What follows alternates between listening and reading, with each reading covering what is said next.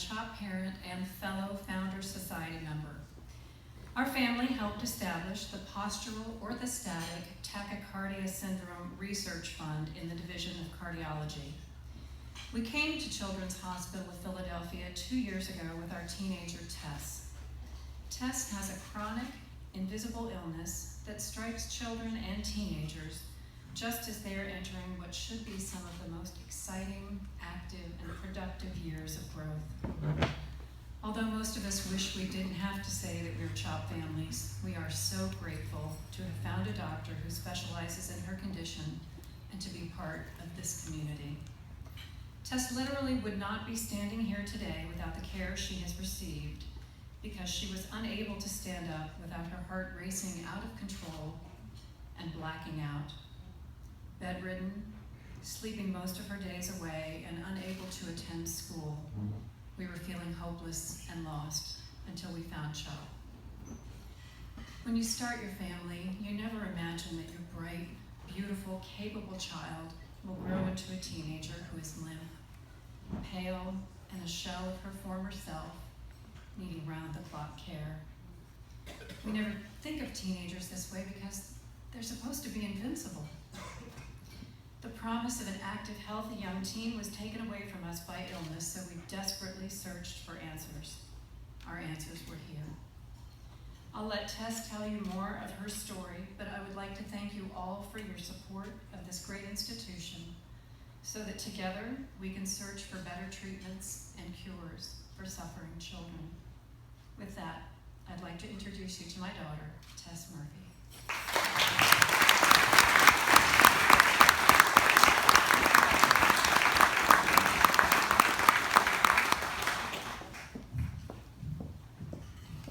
Good evening. My name is Tess. I am from York, Pennsylvania. I'm 15 years old and have been a patient at the Children's Hospital of Philadelphia for 2 years.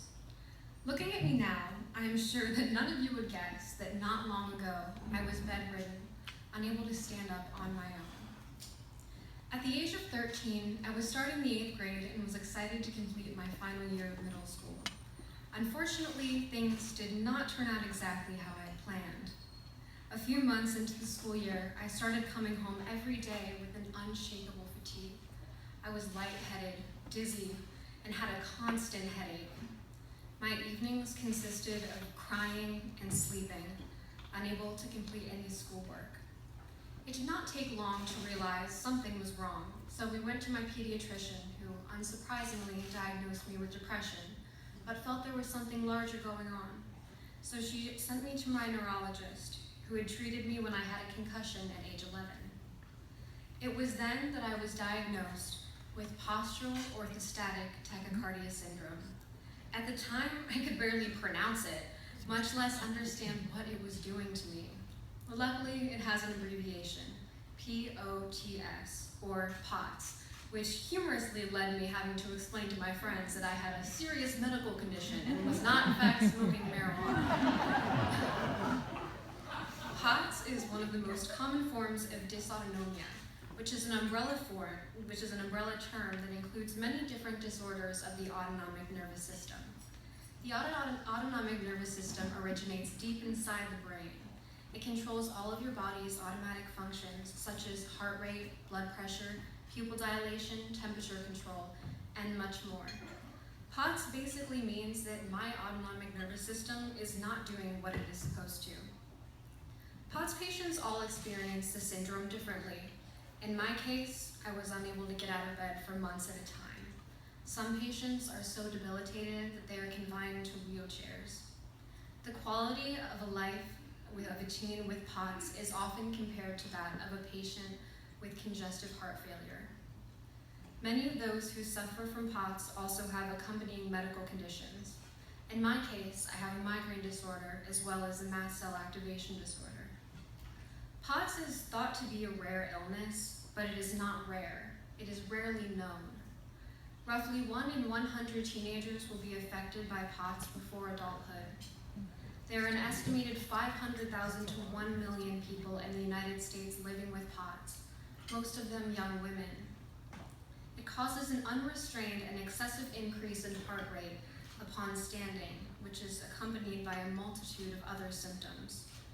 They can include, but are not limited to, tachycardia, blackouts, constant headaches, chest pain, brain fog, visual disturbances, dizziness, extreme fatigue, digestive issues, and fainting. I was confused and scared, but in all honesty, I was so exhausted I couldn't fully comprehend what was happening to me. The days faded into weeks, and the weeks faded into months. There seemed to be no end to my pain. Luckily, I had my family to help me. My mom researched POTS as much as she could and discovered there was a doctor at the Children's Hospital of Philadelphia who specialized in treating POTS patients. We made an appointment and waited. Time stood still. My life was on hold. I attempted to go to school, but eventually had to stop altogether and do homebound instruction. Little to no progress was being made for my health, for my doctor in York admitted to not knowing enough about POTS to effectively treat me. After 3 months of being unable to get out of bed on my own, we finally had our appointment with CHOP cardiologist, Dr. Jeffrey Boris. After my appointment with him, I left with one very important thing: hope. I now had a new hope that I could get better, although not a lot of it, but for the first time, it was there. As I sat in the appointment and listened, I realized there was someone who understood exactly what I was feeling. He shed light on our confusion and treated me not like a child, but like a young adult.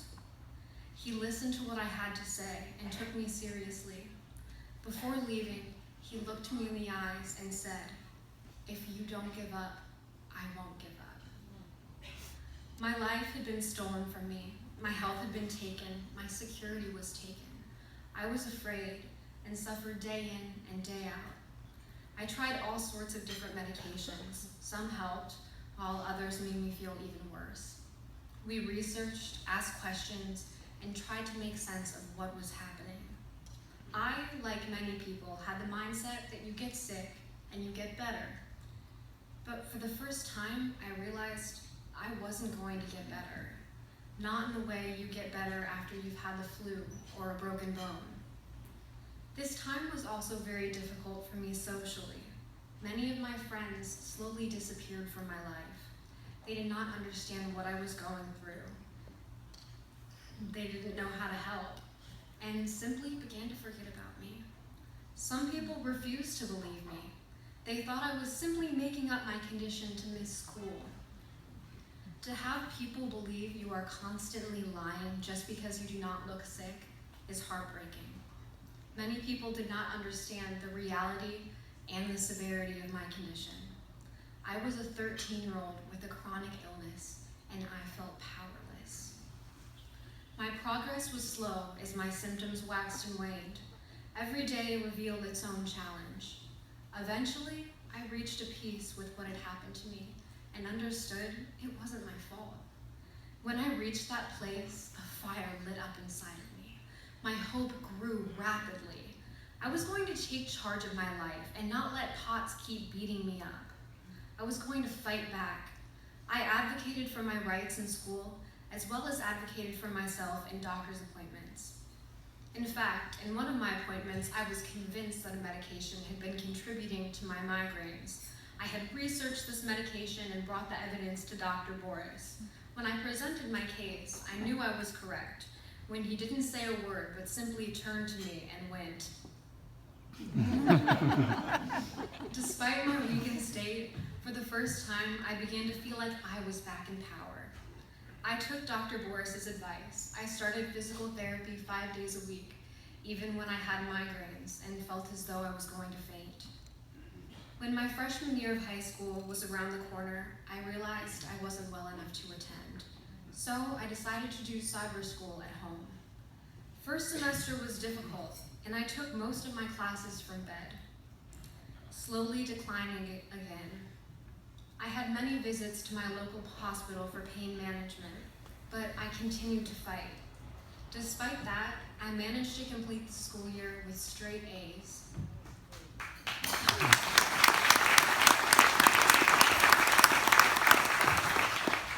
As summer approached, approached, I knew we were heading in the right direction.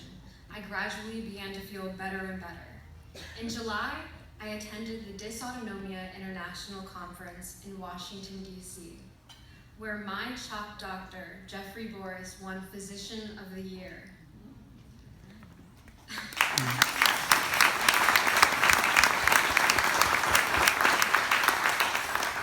After the awards ceremony, Dr. Boris made a cameo at the team karaoke party and joined us with a song.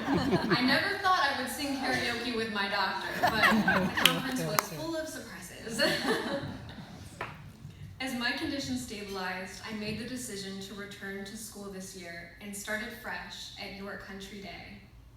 As a newly minted sophomore, I was uncertain what the year would hold for me. I wasn't sure how many days a week I would miss or how I would handle schoolwork, but I went for it. I jumped in with low expectations, and I more than exceeded them. I surprised my friends, my family, my doctors, and myself with how incredibly I was doing. I thrived in my new environment, made new friends, and even got to play on the tennis team. Although I look well and am attending school, I'm only capable of attending 5 classes a day because I still fight symptoms. Now that I have finally reached a place of stability, I am able to take a step back and truly think about what I have gone through. The previous year and a half of my life had been a living nightmare, but in some strange way, I was grateful for it. It helped me discover a new strength inside myself I had no idea existed. It also sparked a passion. From the beginning, I knew that I wanted to help people going through the same thing I am. I knew Dr. Boris had some sort of POTS research plan because he had casually mentioned it in a few appointments. After some time and prying, he told us his plan and we were ready to help. I have so much faith in him because he gave me something that no one else could. He gave me my health back. He listened to me, he supported me, and he stood by my side, refusing to let me give up the fight. Although my health has improved, I still have POTS, and I rely on medications to keep me stable. 35 pills a day to be exact. If it wasn't for him, I wouldn't be anywhere close to where I am today. But he's overwhelmed. He has hundreds of patients from all over the country. He works so hard, day in and day out, and I wanted to help him. The wheels in my head began to turn as I realized he didn't have the time to raise the funds for his research. So my family and I took charge. Within our first week, we raised $11,000. We reached out to family and friends and asked for donations, but we barely even scratched the surface toward our goal. There is so much more that we can do. I know that there may not be any research and time to help me, but I'm doing this because I don't want anyone to ever have to go through what I did.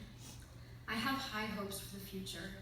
Things are going to get better for me, for my family, and for every person who suffers from POTS. I want to make a difference, affect change, and I will do as much as I can to make that happen. Dr. Boris is in the audience tonight. If you would please stand up.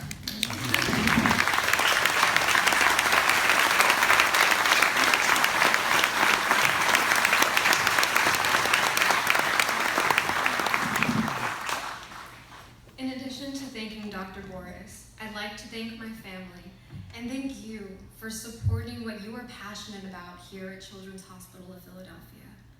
Before I part, I would like to leave you with this thought from Winston Churchill. We make a living by what we get, but we make a life by what we give. Thank you so much.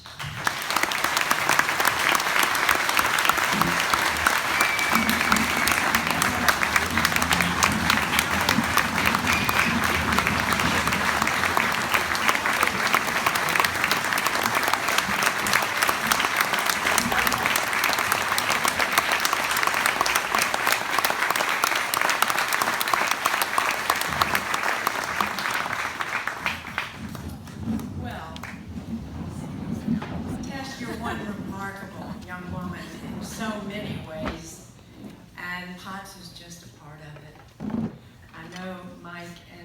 Rhonda, our